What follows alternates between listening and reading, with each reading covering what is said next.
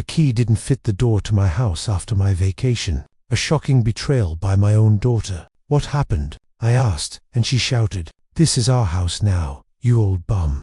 Her husband laughed into the phone. "We'll sell it and pay off my debts." I smiled calmly, ended the conversation, and wrote to my lawyer. Our plan worked. A few minutes later, they started to panic. Before we continue, please subscribe to the channel and write in the comments what time it is where you are now. The key slid into the lock, turned halfway, then stopped. I pulled it out, examined the brass teeth under the fading afternoon light, then tried again. Same resistance, like the metal inside had been replaced with something that didn't recognize what I was holding, which it had been. I stepped back from the front door of my house, what used to be my house, and studied the lock mechanism. Different brand, Schlid, instead of Quickset. Someone had gone to the hardware store, purchased new deadbolts, and spent an hour installing them while I was supposedly catching base at Lake Conroe. The fishing trip had been deliberate. 7 days away, long enough for desperation to override caution. I walked along the stone pathway toward the side gate, my boots scraping against pebbles I'd laid down myself 15 years ago. The combination lock on the gate still opened, with the code I'd set when Lucretia was in college. Her birthday backwards. Some things they hadn't thought to change. The backyard looked exactly as I'd left it. The oak tree I planted the day she was born stood in the corner, its February branches bare and skeletal. I crossed the patchy winter grass to the back door and tried my key there, too. New lock. Same story. Through the kitchen window, I could see the granite countertops I'd saved 2 years to install. The curtains in the upstairs bedroom shifted slightly. Someone was home, moving around in rooms where I'd lived for 32 years. I walked back to my pickup truck and sat in the driver's seat. The leather was still warm from the drive back from the lake. My phone sat in the cup holder where I'd placed it that morning. Screen dark and patient. 3 months ago, I'd downloaded a recording app. Simple interface. Red button to start, black button to stop. I'd never needed it as an assistant district attorney. The interrogation rooms had their own systems, but retirement meant handling my own evidence collection. I opened the app, pressed record, then dialed Lucretia's number, put it on speaker, set the phone on the dashboard where the microphone would catch everything cleanly. She answered on the third ring. "What do you want?" Not, "Hi Dad," or "How was your trip?" Just cold irritation, like I was a telemarketer interrupting her dinner. "Lucia, my key doesn't work. What happened to the locks?" A pause. Then her voice came back sharper, almost triumphant. "Those aren't your locks anymore, Dad. This is our house now. Mine and Edwin. You should find somewhere else to stay, old man. Maybe a shelter for the homeless would take you." I heard shuffling. Then Edwin's voice crashed through the speaker, louder and more aggressive than I'd ever heard it. "Yeah, listen up, Granville. We own this place now. Got all the paperwork done, legal and everything. We're selling it next week. Going to clear my $340,000 in debts. You had your time living comfortable. Now it's our turn." 340,000. He actually said it out loud, confirmed the exact figure I'd suspected. "I see." I kept my voice level, almost pleasant. "Will you two enjoy your evening?" Then I ended the call, played back the last 10 seconds. Edwin's voice came through perfectly. The desperation, the specific dollar amount, the admission of ownership claims, crystal clear. I opened my email, attached the audio file to a message I drafted weeks ago, added 3 words. "Our plan worked." Sent it to Margaret Chen's address. The file was 47 seconds long. Long enough. I started the truck, backed out of the driveway without looking at the house again, and drove toward downtown Houston. The evening traffic was light for a Friday. I took Woodway to 610, then exited on West Dallas. 25 minutes later, I parked outside a modest apartment complex in Midtown. Nothing fancy. Brick exterior staircases. The kind of place where people minded their own business. I'd rented apartment 2F 2 months ago, paid 6 months up front in cash, listed my name as the sole tenant. I climbed the stairs, carrying only my fishing gear bag. The key to 2F worked perfectly. Inside, the furnished space smelled like fresh paint and new carpet. 1 bedroom galley kitchen, living room, barely large enough for a couch and television. On the kitchen table sat a thick manila folder. I dropped my bag by the door, pulled out one of the 2 chairs, and sat down. The folder's tab read, "Moreno, evidence file." In my own handwriting. I opened it slowly, Everything I'd gathered over 3 months lay inside, organized chronologically like a prosecutor's case file, because that's exactly what it was. And now the defendants had just provided their confession. I spread the folder's contents across the small table. A yellow legal pad filled with dated observations starting November 12. A flash drive labeled security footage, kitchen in black marker. Bank statements showing transfers I'd made in January. Margaret Chen's business card with her cell number written on the back. A thin stack of photographs showing Edwin's silver Lexus parked outside my house at strange hours. Midnight on a Tuesday, 6 o'clock in the morning on a Thursday, the kind of hours that suggested someone was watching me, learning my patterns, waiting for an opening. 3 months ago, I'd noticed the shift in Lucretia's behavior. She started visiting more frequently, always with questions that seemed casual, but weren't. We'd be sitting at the dining room table, and she'd ask about my will, my estate planning, whether I'd organized my financial documents. Edwin would stand near the fireplace, pretending to admire the family photos, while his eyes tracked every word. During one November visit, I'd caught him measuring the living room walls with a tape measure. Just thinking about renovation ideas, he'd said, grinning, "This place has so much potential." Then he'd pulled out his phone and photographed every room, the crown molding, the hardwood floors, the updated kitchen appliances, taking inventory. I'd smiled and offered him coffee. Inside, something clicked into place. The prosecutor's instinct I'd relied on for 35 years started cataloging evidence. 1 month ago, I'd set the trap. I printed a power of attorney template from a legal website, the kind that grants someone authority to sell property on your behalf. Left the signature line blank, placed it in a manila envelope, along with my house deed. On a Sunday afternoon in early January, I positioned both documents prominently on the kitchen table before Lucretia and Edwin arrived for our scheduled 3 o'clock dinner. At 3:45, I excused myself to the bathroom, stayed there 15 minutes, running the water occasionally, giving them time and opportunity. When I returned, the documents sat in the same spot, but the envelope's corner was bent slightly different. The deed had been rotated maybe 2 degrees. That night, I opened the security app on my phone. The camera I'd installed in October, a wireless unit disguised as a bookspine on my study shelf, had a perfect angle on the kitchen table. I selected January 12th, fast-forwarded to 3:47. Edwin glanced toward the hallway where I disappeared, looked at Lucretia. She nodded once. He pulled out his phone, activated the camera, and started photographing. First, the power of attorney, multiple shots from different angles. Then the house deed, zooming in on the property description, the legal language, my name on the title. He checked the bathroom door nervously, photographed everything again. His hands shook slightly as he arranged the documents back into their original position. 12 minutes of footage, all of it backed up to 3 separate cloud accounts. 3 weeks ago, I'd walked into Margaret Chen's office on Travis Street. She was younger than I expected, maybe 45, with sharp eyes and a skeptical expression that reminded me of the better defense attorneys I'd faced in court. "Mr. Moreno, you said on the phone this was about property fraud."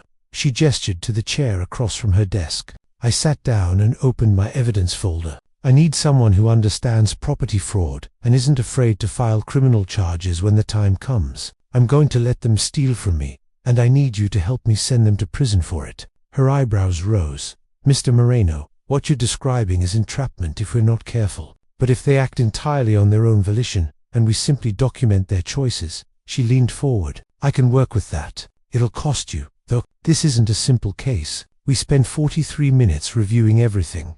The photographs, the footage, the timeline of suspicious behavior. She took notes in shorthand, occasionally stopping me to ask clarifying questions. Then, we protected the assets. I transferred my vintage car collection, 3 restored vehicles worth $120,000 total, into a newly formed LLC called Moreno Holdings. Moved my investment portfolio, another $340,000 into the same structure, opened a new bank account, and transferred $180,000 in liquid savings. Left $15,000 in my personal account, just enough for normal expenses, not suspiciously empty. And I left the house in my name. Perfect bait, with $580,000, they'll go for it. Margaret had said, signing the incorporation papers. Desperate people always do. I wrote her a check for $8,000, her retainer. Now, sitting in the rental apartment the morning after their theft, I checked my phone. A text from Mr. Patterson, my neighbor, 3 houses down. Patrick taught high school English for 30 years before retiring. Observant, careful. The message included a photo taken at 11 last night. Every light in my house blazing through the front window. Edwin carrying a cardboard box. Lucretia in the background raising a wine glass toward the dining room chandelier.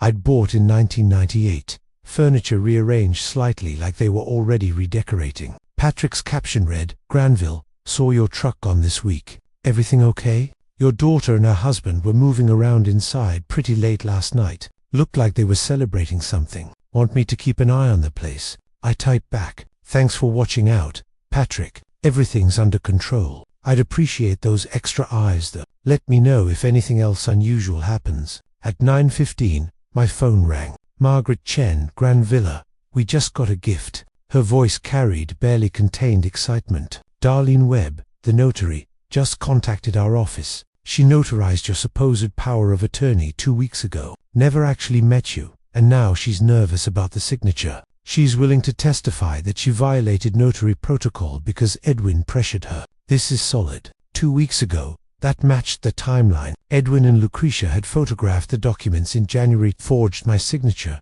and rushed to get it notarized before I returned from any trip. How soon can we file with the police? I asked. 2 hours after Margaret's call, I stood outside the Harris County Police headquarters on Risner Street. The building rose like a concrete monument to order in downtown Houston's maze of glass towers and parking structures. Margaret waited near the entrance, briefcase in hand, her dark suit crisp despite the February humidity. We exchanged brief nods. No need for conversation. We'd covered everything during her morning call. She'd do most of the talking initially. I'd provide technical details when needed. Keep it professional. Let the evidence speak. Inside, fluorescent lights buzzed overhead as we passed through metal detectors. A desk sergeant directed us to the 3rd floor. Economic Crimes Division. The elevator smelled like burnt coffee and contained 2 other passengers. A detective scrolling through his phone, a nervous civilian clutching documents. The hallway on 3 had scuffed linoleum and faded motivational posters about integrity. Margaret led us past cubicles where detectives typed reports and spoke quietly into phones. Looking for Detective Silver, she told a uniformed officer. End of the hall, last office on the right. The nameplate read date Ramon Silver, Economic Crimes. Margaret knocked twice. Come in. Silver stood when we entered. Mid-40s, fit with sharp eyes that took in everything before his mouth formed a smile. Those eyes landed on me, and recognition flashed instantly. Granville Moreno. He extended his hand. Hasn't been what, 7 or 8 years. You look good. Retired life, treating you well. Though I'm guessing this isn't a social visit. I shook his hand. Firm grip. Professional Rayoni. Wish it was social. I need to file a criminal complaint. Forgery and property fraud. Silver gestured to 2 chairs facing his desk. Have a seat. Margaret settled into her chair and opened her briefcase with practiced efficiency. Detective Silver, my client's daughter and son-in-law, have forged a power of attorney document, fraudulently claimed ownership of his $580,000 home, changed the locks while he was away, and are planning to sell the property illegally. We have documentary evidence, audio recordings, and witness testimony. She began removing documents one by one, arranging them on Silver's desk in organized sequence. First came a timeline chart showing 3 months of suspicious behavior, then the audio file transcription, 47 seconds of incriminating conversation. Silver leaned forward. This audio recording was Mr. Moreno in Texas when he recorded it. And did the other parties know they were being recorded? One-party consent applies. Margaret confirmed. Texas law. My client was in his vehicle in Harris County when the call occurred. The other parties had no expectation of privacy during a phone conversation where one party chose to document it. Silver nodded and picked up his desk phone. Let me get this to forensic analysis. He dialed an internal extension. Yeah, I need a rush on document analysis. Possible forgery on a power of attorney. Comparing with known signature samples from the alleged victim. How soon? 3 days. Make it work. He hung up and turned to me. Granville, I need handwriting samples, bank signature cards, old legal documents from your prosecutor days, anything with your legitimate signature. I pulled a folder from Margaret's briefcase. Already prepared. 15 samples spanning 20 years. Silver studied my face for 10 seconds.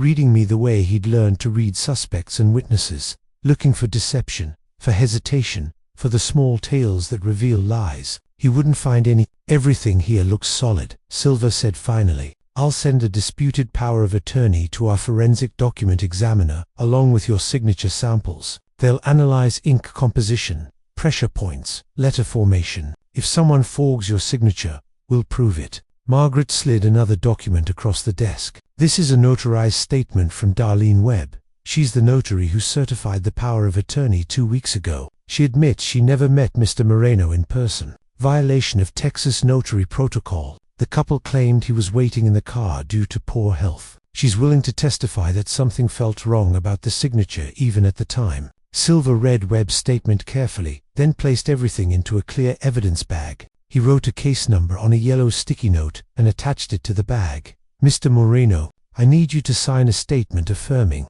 you never signed this power of attorney document and never authorized anyone to sell your property. I signed without hesitation, my handwriting firm and clear. The same signature that appeared on those 15 comparison samples, nothing like whatever scroll Edwin had attempted on the forged document. 5 days crawled by. I stayed in the Midtown apartment, organized my thoughts, prepared for what would come next. On the 6th morning, my phone rang. Silver, forensic results are back. Definitive forgery. Ink analysis shows different pen than your signature samples. Pressure points completely wrong. Letter formation inconsistent with your natural hand. We're moving forward with interrogation. When tomorrow morning, I'm calling them now to request they come in for questioning.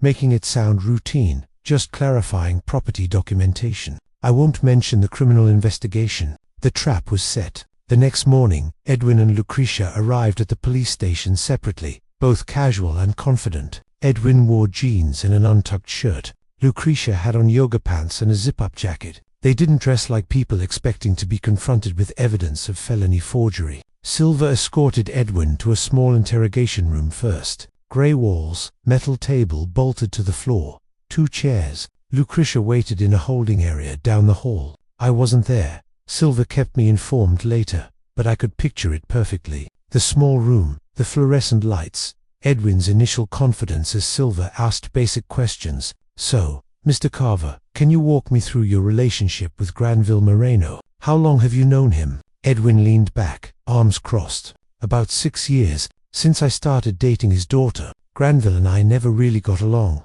honestly. He's one of those guys who thinks nobody's good enough for his little girl. And the house? How did you come to take possession of the memorial property? Look, Granville is 63 years old, starting to lose track of things. He told us, clear as day, that he wanted us to have the house. Said it made him feel better knowing Lucretia would be taken care of. We were doing him a favor. Really. Silver took notes, nodding occasionally. Let Edwin talk himself deeper into the lie for 18 minutes. So Mr. Moreno verbally gave you the house, told you directly that he wanted you to own it. Absolutely. He was having trouble managing it anyway, forgetting to pay bills, leaving the stove on. Lucretia was worried. And you're certain that's what happened? Edwin's confidence peaked 100%. Silver reached for his laptop, rotated it so Edwin could see the screen, clicked play. The sound quality was crystal clear. Edwin's own voice boomed through the speakers, aggressive, entitled, threatening. Yeah, listen up, Granville. We own this place now. Got all the paperwork done, legal and everything. We're selling it next week. Going to clear my $340,000 in debts. Edwin's hands gripped the edge of the table. His knuckles went white. His mouth opened twice but produced no sound. Finally, weakly, that was taken out of context. What context makes that statement align with your claim that Mr. Moreno willingly gave you the house? Edwin stammered. That was right after he was confused. He didn't understand what was happening. We were just trying to, the situation was more complicated than he trailed off. Knew he was caught. 10 minutes later, Silver brought Lucretia into the same room. She saw Edwin's face and immediately started explaining before Silver asked a single question. He set us up. Don't you see? Dad planned this whole thing, leaving those documents out, going on that fishing trip. He wanted us to take the house so he could do exactly this. Silver's expression remained neutral. Ma'am, entrapment is when law enforcement induces someone to commit a crime they wouldn't otherwise commit. Your father isn't law enforcement. He's a private citizen who left his own documents in his own house, You chose to forge his signature. That's on you. Edwin slammed his palm on the table. Shut up, Lucretia. Just shut up. This was your idea. You wanted that house so bad, you couldn't wait for him to actually die. He turned to Silver. We want a lawyer. This interview is over. Silver stood slowly, gathered his papers. You're both persons of interest in an active criminal investigation. Don't leave Harris County. If you're planning to travel, notify this office. He handed each of them a business card. You'll be hearing from the district attorney's office soon. He escorted them out through separate exits. Standard procedure to prevent story coordination. The fracture had begun. For days after the interrogation, Edwin sat in a leather chair that probably costs more than most people's monthly rent. Jimmy Kowalski's office on Westermer Road screamed success. Wall-mounted plaques celebrating trial victories, expensive artwork, a view of the Galleria area's high-rises through floor-to-ceiling windows. Kowalski leaned back behind his desk, multiple gold rings catching the light as he tapped a pen against a yellow legal pad. Mid-4 South, perfectly styled hair, suit that cost at least $3,000. The kind of attorney who made a career attacking prosecutors instead of defending facts. Here's what we're going to do, Kowalski said. We don't defend the forgery charges. We attack Granville's credibility and make him the villain. Edwin shifted forward, eager. Perfect, because Granville is exactly that kind of guy. Controlling, always right. Never let me forget he was some hotshot prosecutor. This is going to destroy him. The forgery charge is going to be hard to beat if that signature analysis holds up. Kowalski stood and walked to a whiteboard mounted on his wall, drew 3 columns labeled criminal defense, civil offense, PR campaign. But we can create enough doubt about context, about his mental state, that even if there's a conviction, it's minimal. And civil court has lower burden of proof. We can win there. Edwin had drained his last available credit card to pay Kowalski's $15,000 retainer. The past 4 days had been frantic research, desperate phone calls, mounting panic. But sitting here now, listening to Kowalski outline the strategy, Edwin felt the first surge of hope since hearing that recording in Silver's interrogation room. We file a civil complaint, Kowalski continued, writing rapidly on the whiteboard. Intentional infliction of emotional distress, financial elder abuse, claim he manipulated Lucretia into spending her savings on house repairs he promised to reimburse, request a restraining order preventing him from harassing his own daughter, make him look like a bully using legal expertise to persecute family. What about the newspaper? Edwin asked. Kowalski smiled. Already done. 2 days ago I arranged an interview with the Houston Chronicle. Patricia Vance. She covers local human interest stories. Lucretia gave her the performance of a lifetime. That interview had taken place in Kowalski's smaller conference room. Lucretia sat across from Patricia Vance, a woman in her 30s with kind eyes, and a recorder on the table between them. Kowalski stood behind the reporter where Lucretia could see him subtly nodding or shaking his head as she spoke. When Lucretia started sounding angry, Kowalski touched his temple. Their prearranged signal. She immediately switched to tears and vulnerability. My father was always so harsh, so demanding, Lucretia had said, voice breaking perfectly on cue. When he started forgetting things, missing appointments, I tried to help. He asked me to take over the house management because he couldn't handle it anymore. Now he's turned on me, using his prosecutor training to make me look like a criminal. I'm his daughter, and he's trying to put me in prison.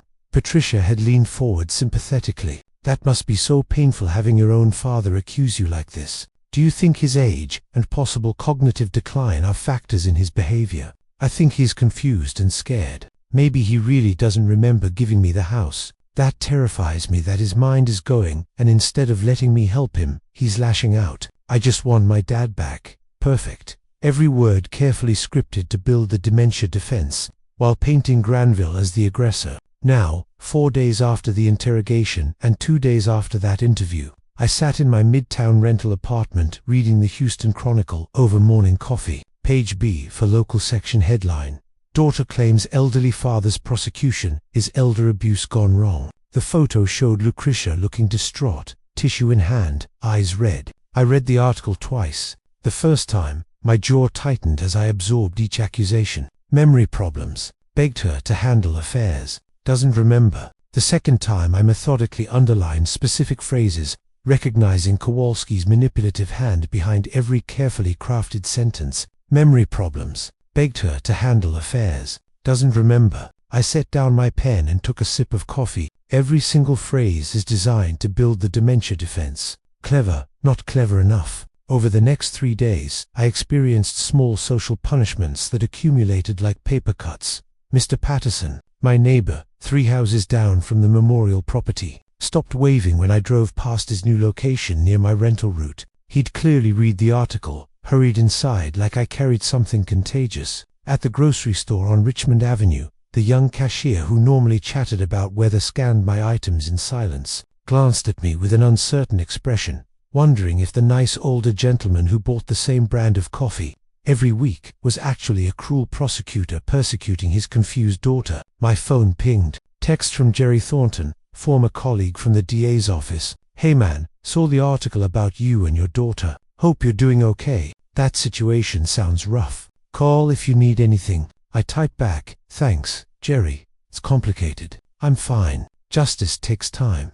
That afternoon, a knock at my apartment door. Process server, middle-aged woman with a clipboard. She handed me legal documents, asked me to sign, acknowledging receipt. Waited patiently while I flipped through the 30-page counter-complaint. Kowalski had filed it in Harris County Civil Court that morning. Intentional infliction of emotional distress, financial elder abuse, request for a restraining order, claims that Lucretia had spent $30,000 on house improvements I'd promised to reimburse. Fabricated all of it. I closed the door, sat heavily on the couch, and called Margaret. I just got served, I said when she answered. Me, too. I'm reading it now. I heard papers rustling, small, frustrated sounds as she scrolled through the PDF version emailed to her office. Kowalski is good at this. Really good. He's already poisoned the well with that newspaper article. I've had 3 people call me today, asking if you really have dementia. The preliminary hearing isn't until April. 6 weeks of this narrative spreading. Are you sure you're prepared for how dirty this could get? Margaret, I spent 20 years as a prosecutor. I know how defense attorneys operate. They attack credibility because they can't attack facts. Let Kowalski write his fiction. The forensic evidence doesn't care about newspaper articles. Evidence matters, yes, but public perception matters, too. If this goes to trial, we need sympathetic jurors. Right now, you're reading as the villain. Powerful XP prosecutor bullying his confused daughter. That's a problem. I walked to the kitchen counter where my evidence folder sat, opened it, removed a document labeled Phase 2 Financial Records that Margaret hadn't seen yet. I have more evidence than what we've shown Silva, I said. I've been documenting Edwin's financial situation, his debts, his desperation. When the time is right, we'll show exactly why they targeted my house. Kowalski doesn't know everything. Neither do you yet. Silence on the other end. Then, what do you mean? Neither do I yet. Granville, what aren't you telling me? I photographed the first page of the Phase 2 folder with my phone. Sent it to her. Let's just say I have insurance policies. Plural. You'll see them when we need them. For now, let Edwin and Kowalski think they're winning. 20 minutes after I sent that cryptic text, Margaret's car pulled up outside my apartment building. I watched from my window as she climbed the stairs 2 at a time. Unusual urgency for an attorney who prided herself on composed professionalism. She knocked once, entered without waiting for invitation. Show me. She dropped her briefcase on the couch, pointed at the folder on my kitchen table. And it better be good, Granville, because I don't appreciate surprises for my own clients. I wasn't hiding it. I was waiting for the right time. I pulled out a chair for her. Kowalski's counterattack was the right time. Sit down. I spread the documents across the table in chronological order. August 2024 on the left, January 2025 on the right. Bank statements for the joint account Lucretia shared with Edwin. Every suspicious transaction highlighted in yellow. Margaret leaned over, reading glasses sliding down her nose. Her finger traced the withdrawal patterns. Joint account with Lucretia. You're listed as emergency contact. She looked up. These withdrawals. Edwin's bleeding her dry. 89,000 in 6 months. A pause. You watched him do this. I gave Lucretia that money to help with her salon business. Edwin gambled it away. I tapped the transaction descriptions. I needed to document the pattern. Show this wasn't about family sentiment. It was about his addiction and desperation.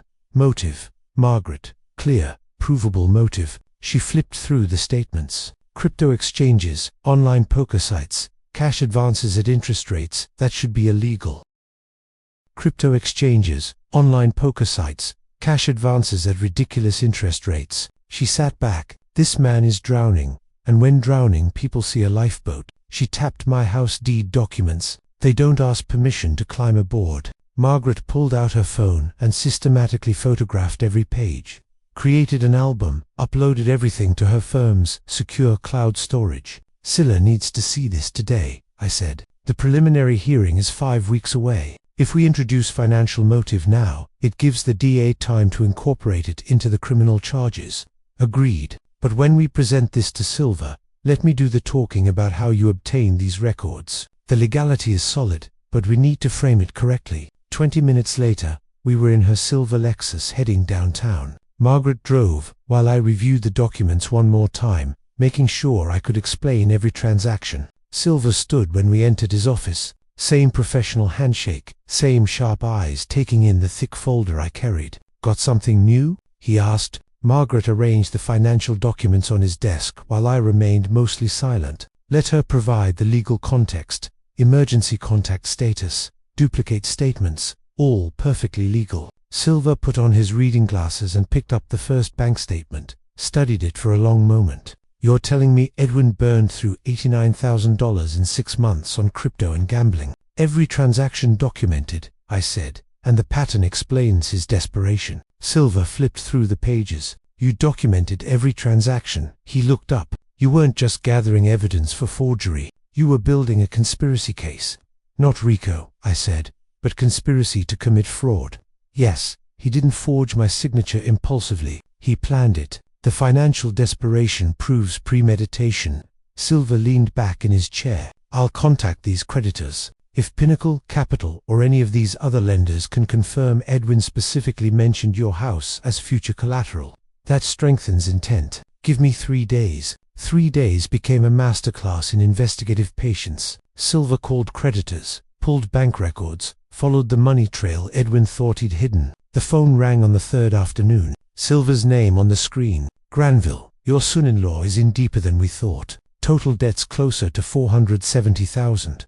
And here's the kicker. He tried to mortgage your house 5 weeks before you left for Lake Conroe. Bank rejected him for signature fraud. I stood from my chair, walked to the window. He tried to mortgage it first. When that didn't work, he just took it. Based on the creditor timeline, at least 3 months planning, probably longer. The forgery wasn't desperation. It was a calculated scheme. When the subtle approach failed, he went nuclear. Can you prove he knew the signature was forged when he submitted that loan application? Working on it. If we can show he intercepted the bank's verification attempts, the letter, the voicemails, that's obstruction and additional fraud. I'm pulling phone records now. After the call ended, I opened my laptop, created a new document, timeline update, loan application fraud, typed everything Silver had told me, dates, amounts, specific details, saved it, emailed a copy to Margaret, subject line, the noose tightens. 5 weeks passed like water through cupped hands.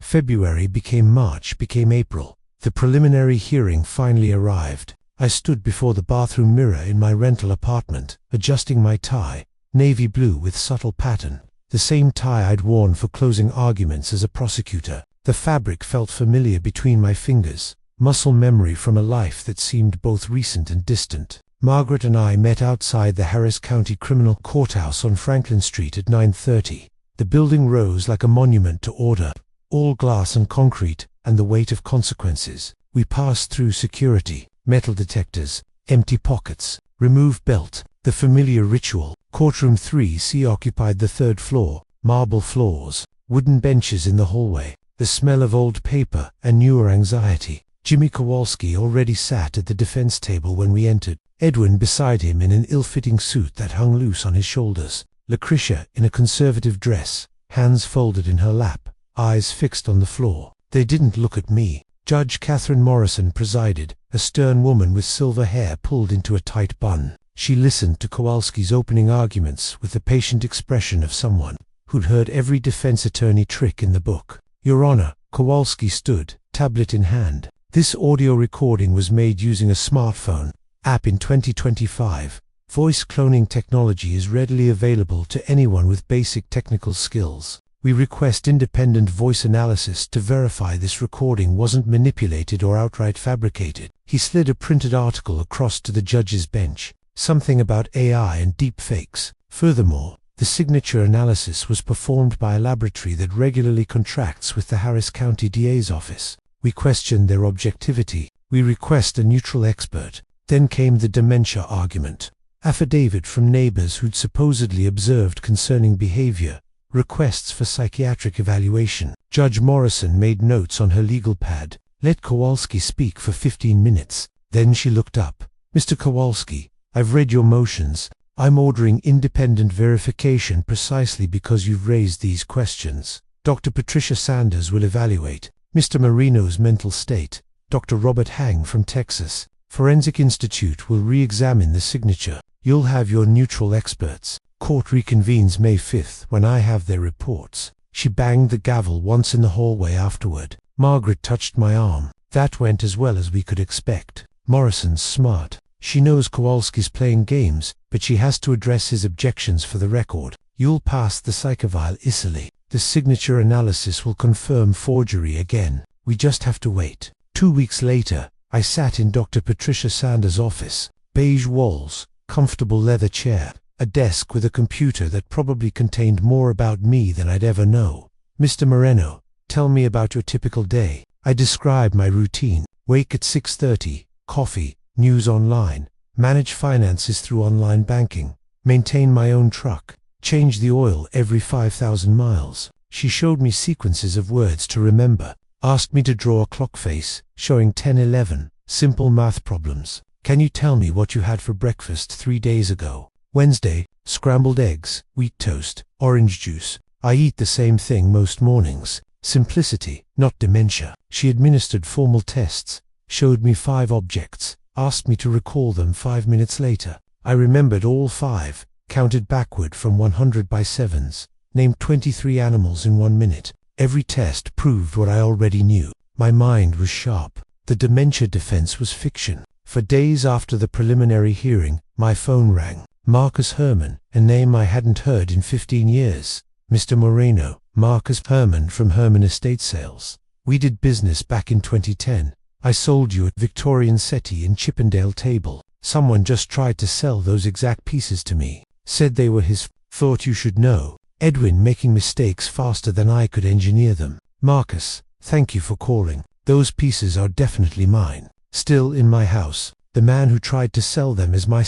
He is currently illegally occupying my property. Can you refuse to buy them and document his attempt? Already planning to. I keep detailed records. If you need me to testify, I'm available. I don't facilitate theft. I called Silver immediately. Rayoni.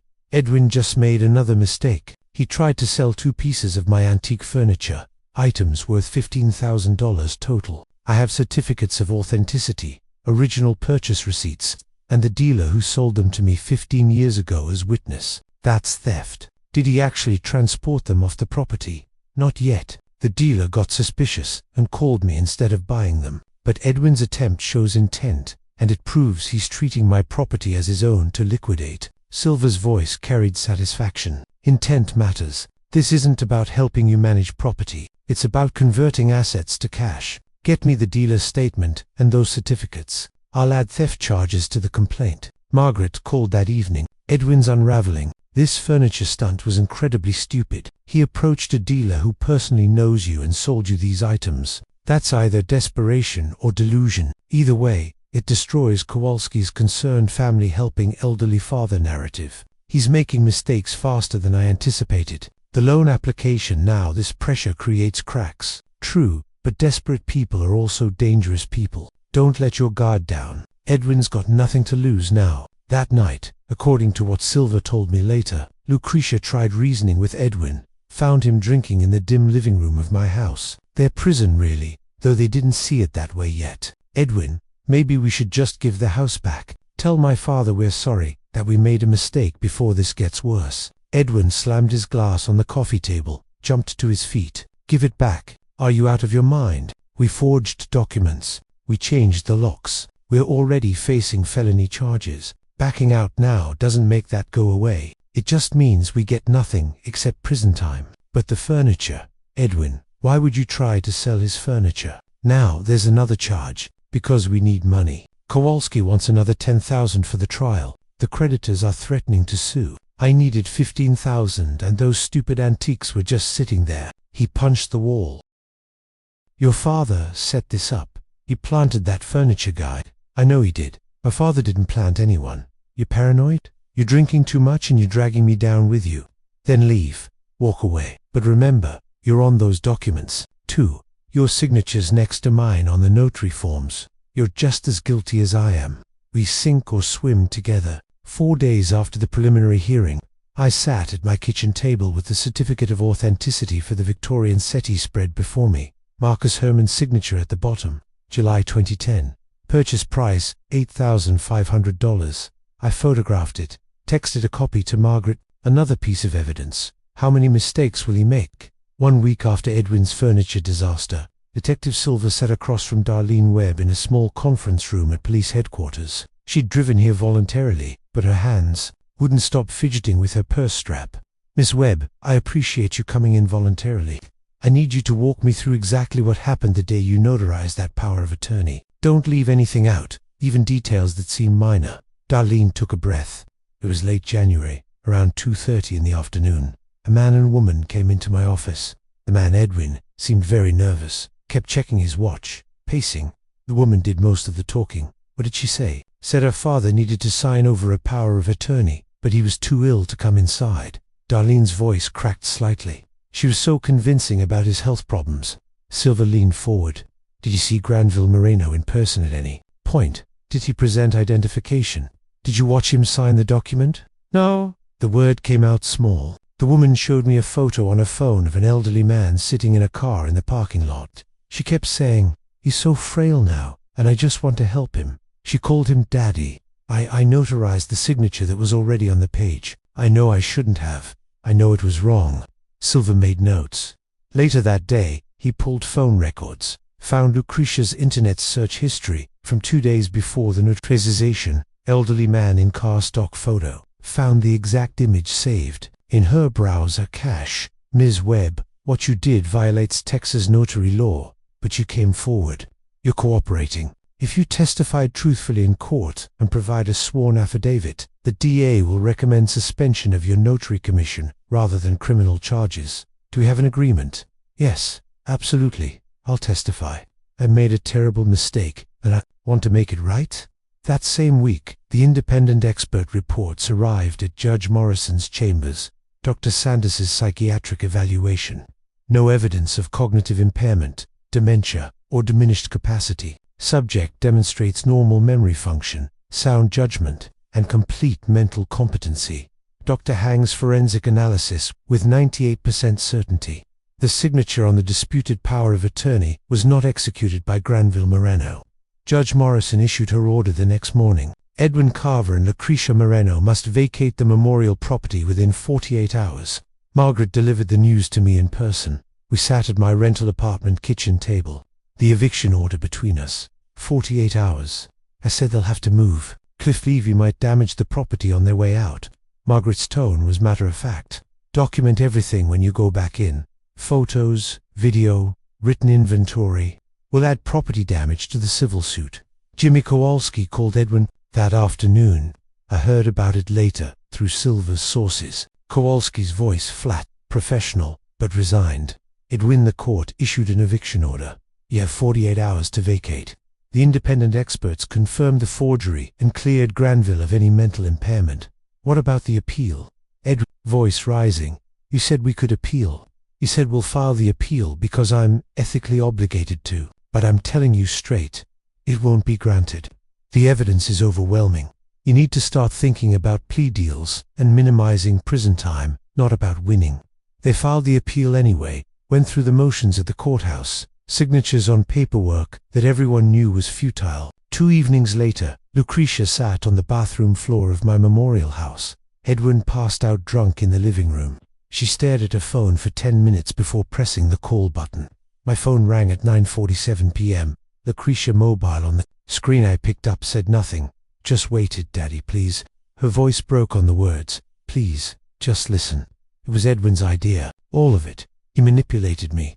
I was scared of him. I can testify against him. I can help you. Just please, please don't let them send me to prison. I'm your daughter. Please, I'll let her finish." Every desperate word, every stammered excuse. When she finally ran out of breath, I counted to 5. "Lucretia, you called me old homeless man. You stood by while Edwin threatened to sell my house for his gambling debts. You forged my signature. You changed my locks. You chose this path. I know I did, but I was wrong. I'm sorry. Can't we just? You're 36 years old. You made your choices. I made mine. You'll have your day in court. That's all I have to say." I ended the call, set the phone down, walked to the kitchen sink, and poured myself water, stood at the window, looking at Houston's night sky. One moment of sadness, not regret, just acknowledgement that my daughter was truly lost. Then I returned to the table and texted Margaret. "Lucretia just called, begging for forgiveness." I declined. She'd probably try to negotiate a deal now. Be prepared. My phone buzzed at 10:17 a.m. on eviction day. Margaret's text: "Sheriff confer, Edwin and Lucretia are loading final items into rental truck. They'll be out within 2 hours. Meet me at the house at 2 p.m. Bring your phone fully charged. Document everything." I changed into work clothes, jeans, practical shirt, boots. Prepared myself for what I'd find. They vacated at 11:45 a.m., 15 minutes before the deadline.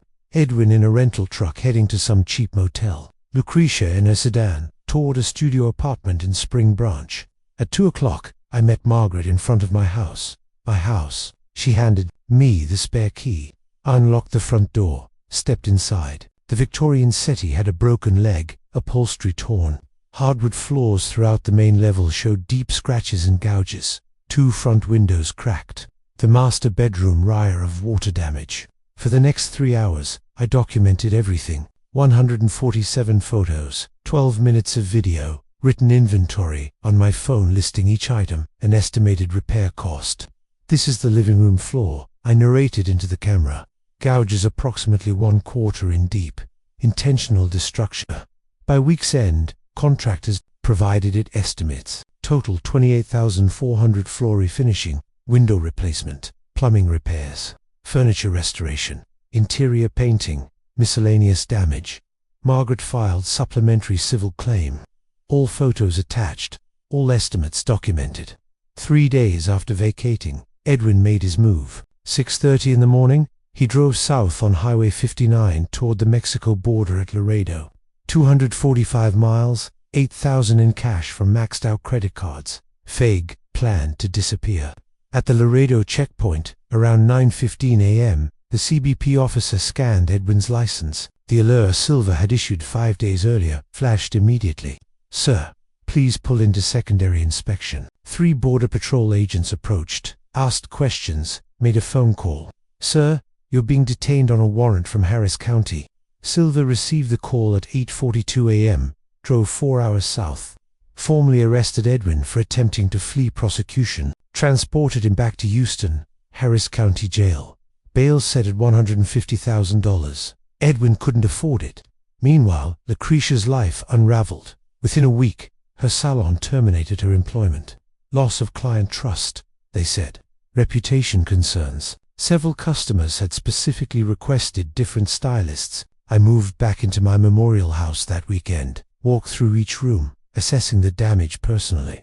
Ran my hand over floors I'd refinished in 2018, examined the broken settee my late wife had loved. The repair crew arrived Monday morning. Sanders on floors, hammers installing windows, paint sprayers covering damaged walls, the furniture restorer carefully gluing the settee's broken leg. I stayed during the repairs, sometimes helping, sometimes sitting on my front porch, watching the neighborhood return to normal.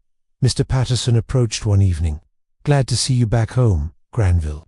If you need anything, just let me know." "I appreciate that." Patrick Haas is getting repaired. Life moves forward. In late May, Judge Morrison set the trial date.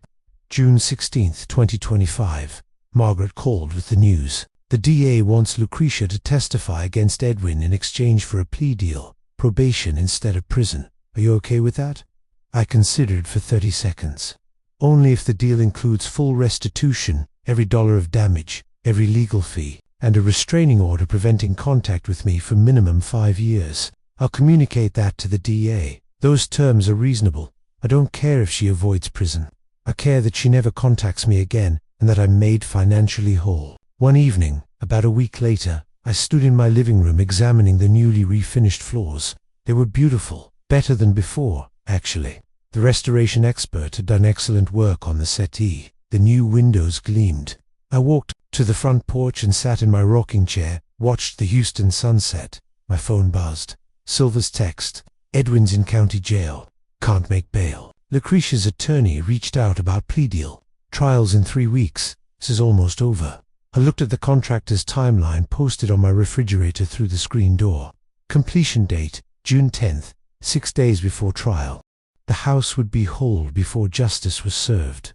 I texted back, "Good, thank you for everything, Rayoni." 3 weeks after Silver's text, I stood before my bedroom mirror, adjusting my tie. Deep burgundy professional, the same suit I'd worn for major trials as a prosecutor. My hands knew the movements without thinking. The house repairs were complete. Floors gleaming, new windows, fresh paint. Better than before. Actually, I drove downtown through morning traffic, parked in the public garage, walked 4 blocks to the courthouse. Margaret waited at the entrance. "Ready?" she asked. "I've been ready since February. Courtroom 4B on the 4th floor. Wood walls, Texas and American flags flanking the judge's bench." We took seats in the 3rd row of the gallery. Edwin was led in wearing an orange jumpsuit, handcuffs removed. Once he sat next to Kowalski. He didn't look at me. At 9:07 a.m., Judge Morrison entered. Everyone rose. The jury filed in. 12 citizens, 7 women, 5 men. They took their seats. Assistant District Attorney Jennifer Walsh stood for 28 minutes. She outlined the charges: forgery, theft over $300,000, property damage, attempted flight. This wasn't a family misunderstanding.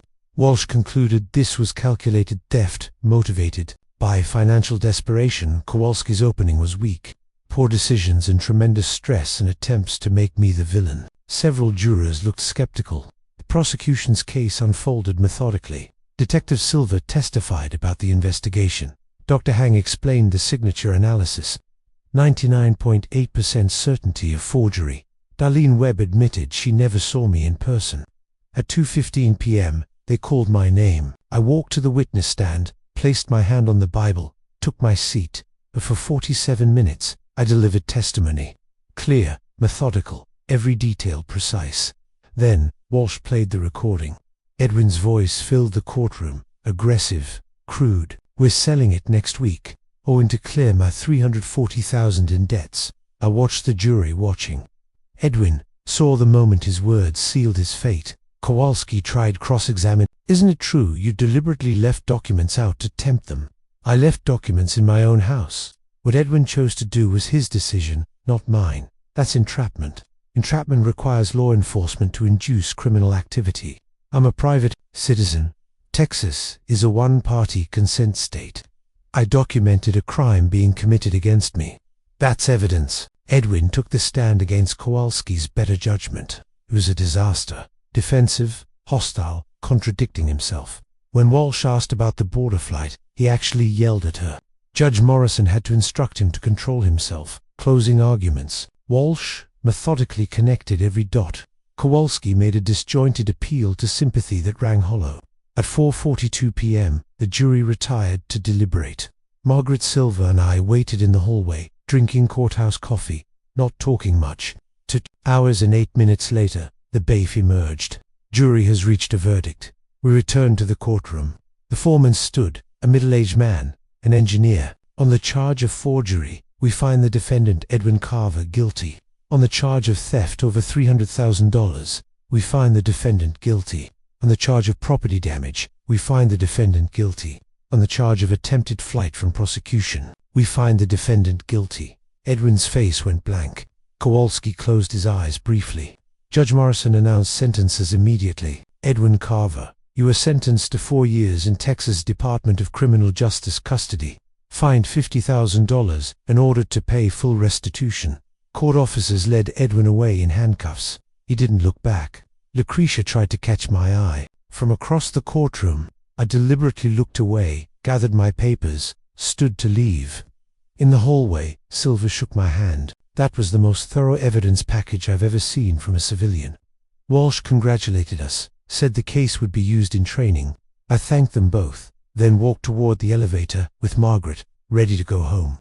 2 months later, mid-August, I sat on my front porch in the early evening. Rex lay at my feet, breathing steadily. The house behind me was completely restored. The floors gleamed. The new windows caught the sunset. Fresh paint throughout. It felt cleansed, not just repaired. That afternoon, the mailman had delivered a letter from Lucretia. 3 pages. Her handwriting, apologizing, taking responsibility, begging for eventual forgiveness, but respecting the no-contact order. I read it once, folded it carefully, placed it in my desk drawer. At 5:47 p.m., Silver's car pulled into my driveway. He emerged carrying a 6-pack of St. Arnold. Granville brought some beer. Figured we could sit a spell. Rowney, good timing. Have a seat. We settled into the rocking chairs, opened beers, talked. Edwin's at Ramsey Unit. Silver said works laundry detail. Keeps quiet mostly. He told me about the creditors. 3 civil judgments totaling $470,000, following Edwin for 20 years. Wage garnishment, financial destruction. He tried to steal your future to escape his debts, Silver said. Now those debts consumed his future. I didn't want him destroyed. I wanted accountability. We talked about other things. His daughter getting into University of Houston. My plans to maybe travel the Astros. Normal conversation. After an hour, Silver stood to leave. At his car, he turned back. You know what impressed me most? He'd never wanted revenge. He wanted accountability. There's a difference. Revenge makes you like them. Accountability makes you better than them. I nodded slowly. He drove away. 10 minutes later, my phone rang.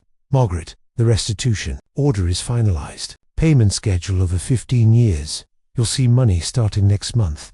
She told me the case was being written up in the Texas Bar Journal. Other attorneys were calling for consultations. My documentation approach was becoming a model. Your assets are secure, she said. Everything you built is protected. The case is closed. After the call, I sat in silence, watched the sunset deepen, thought about the price of this victory. I had my house, my dignity, which justice served, but my daughter was lost to me. Not because of the court's order, but because of who she chose to become. I allowed myself one moment of honest grief. Then I stood, stretched, walked inside.